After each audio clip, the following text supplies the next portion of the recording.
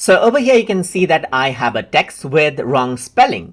And let's say what I want to do is I want to correct the spelling. So for that, it's a good idea to go ahead and enable live spell checking so that it underlines out the text with wrong spelling in it. So to do that, I'm going to go around over here onto the text menu.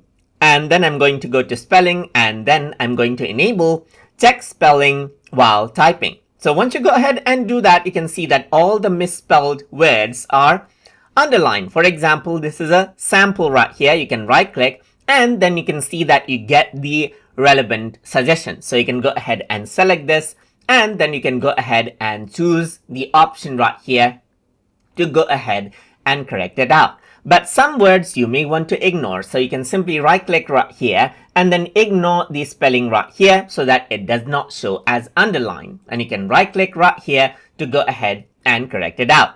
But some, let's say for example, there may be names right here that you want it to remember forever. Let's say for example, I'm going to go around and say my channel is, let's just go around and expand this out right here, just like this.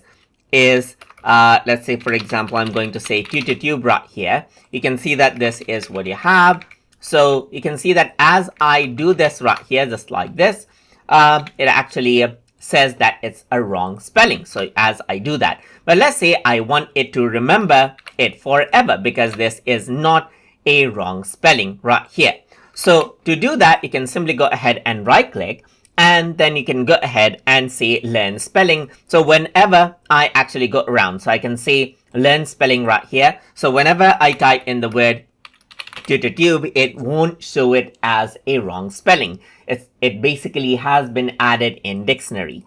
So now apart from that, you can right click and choose the correct spelling. But if you want to correct it out one by one, you can actually go to text right here. Then you can go to spelling, and then you can go to, let's say for example, go to check spelling right here. And once you do that, so I'm just going to go around over here. You can see check spelling, and it highlights out the incorrect spelling right here so that you can go ahead and change it out.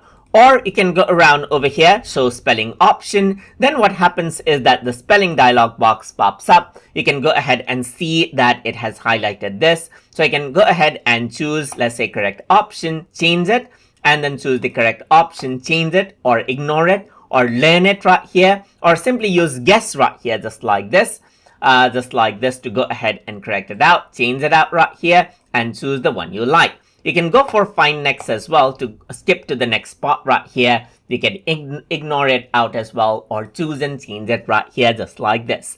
And that is basically how you can go ahead and utilize out the spell check feature inside of Affinity to go ahead and correct out the spelling as needed. So I hope you guys learned something as always. And as always, please like, comment, share, and subscribe.